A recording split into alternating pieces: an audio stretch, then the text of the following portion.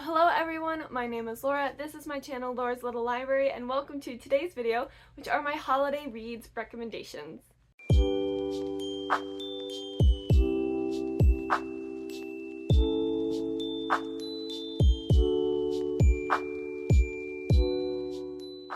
So if you are like me and you are really getting into the holiday spirit, especially with what you're currently reading and you're looking for some recommendations, then here are some books that I've enjoyed in the past year getting ready for this holiday season. I'm not going to share too many recommendations because I know a lot of people make these videos and they all have so many good recommendations, and then I end up adding way too many books on my TBR, and it's not really possible for me to get to all of them each year, but it's always nice going forward to always have at least one or two books to get started with.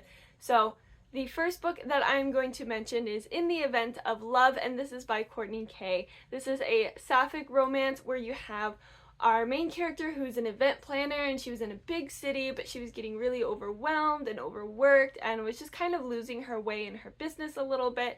So she ends up going back to her small hometown where her ex-crush lives and takes over the family Christmas tree farm. So very like lumberjack lesbian vibes. I absolutely loved that.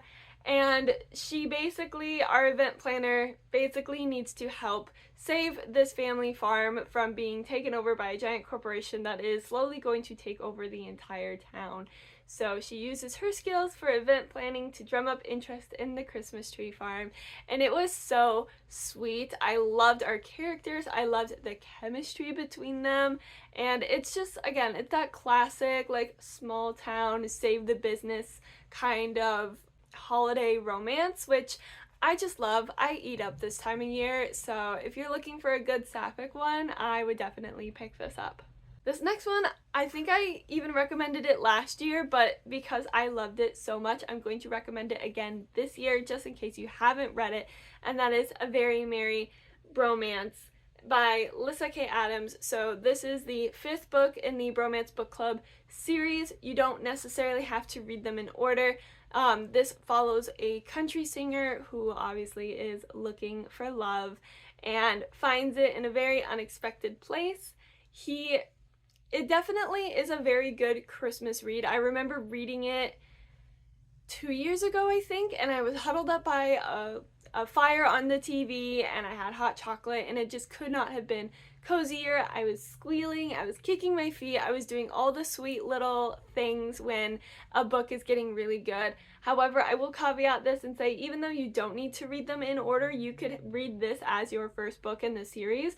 This book is a lot more special if you've read the other books, just because as it is Christmas, you have all the other characters and their spouses and everyone coming together for a big Christmas celebration, which is really sweet, but it's even sweeter if you know like what these characters have been through, how they met, and just kind of their histories. It makes it all the more special. So while I do recommend this as like a standalone, if you are interested in the romance book series, I would definitely read one or two of them before doing this one, just to really get that warm, cozy feeling where you're there with the characters. You are honestly having Christmas dinner with the characters, and it is the sweetest thing. But yeah, anyway, so a little bit more about this one. Our country singer falls in love with an immigration lawyer, and he kind of, it's almost like marriage of convenience, except it's not marriage, and she really doesn't want to go out with him, but he's like, you have to do 3 days with me before Christmas in order for me to help you with, you know, your whole work event and things like that. So if you like that kind of book,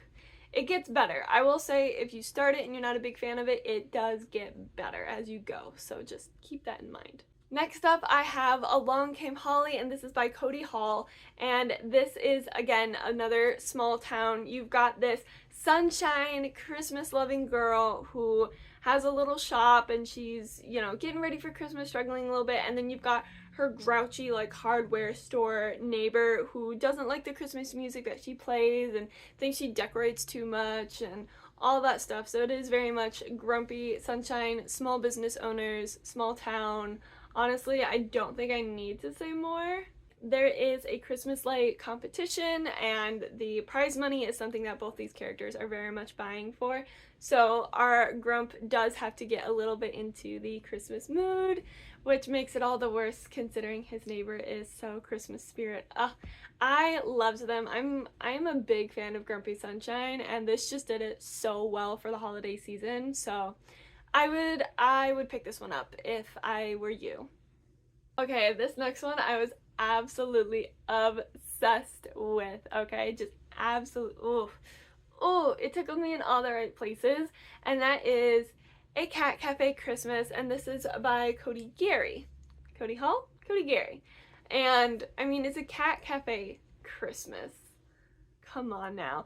You have got your main character who has a cat cafe, and it's her and one other person who run it. One of them is like the baker and does all the coffee and things like that, and the other is actually a vet and does all the care for the cats. And they're not officially a kennel, but they do take in a lot of cats that need new homes, but they are struggling as not a lot of people are adopting cats, and they do not have the space to keep all these cats. And the coffee shop, while it is okay, it is really not doing well enough to cover the cost of getting cats the medicine that they need and everything like that. And then in walks this guy. He works in marketing, and he kind of gets drawn into their little cafe. You know, he has to work with them to help them with their marketing, but our veterinarian is like, you know, hesitant about growth, but she's struggling because she's got more cats than customers, so she's like really struggling. But he is like, you need to have a social media presence and all this stuff, and he comes around and ends up helping her with way more than that. And there's this adorable little cat that ends up going to his house for one reason or another, and then that little cat, oh my gosh, just so absolutely adorable. So if you are a cat lover like me and a Christmas lover like me, you should definitely pick up this book. It was just so cute. Every element of it was perfect, from the relationship, the communication between the characters, the cats, the plot. It was all great.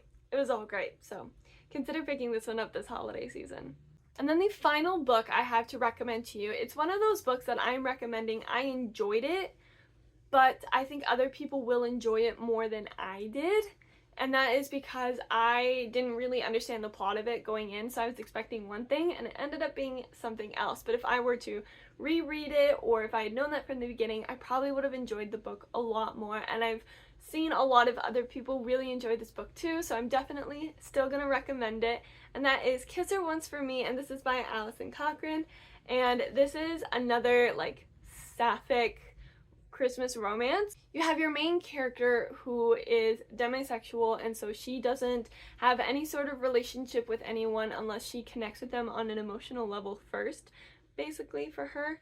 And she actually ends up having like a one-night stand with someone, and it just kind of rattles her whole world because she really felt connected to this person even after a short amount of time. And she gets stood up by this person. She doesn't see her ever again, and she doesn't hear from her or anything. She's just kind of gone. And so she continues to live her life. You know, she works at a struggling cafe, but she is an artist, and she has a webtoon where she like relives that magical night with this person through the webtoon. And that's kind of how we get like the dual timeline, is actually through the webtoon, which is interesting. Not necessarily my favorite element, but it's interesting. And then her boss basically says, I need you to come be my date, my fiance, basically, to my family Christmas, so that, you know, we avoid the questions, I get inheritance, you know, we need to get married, blah, blah, blah. So it is a marriage of convenience, but then when she goes on the family thing, and his sister is her one-night stand that she's been obsessing with for at least a year.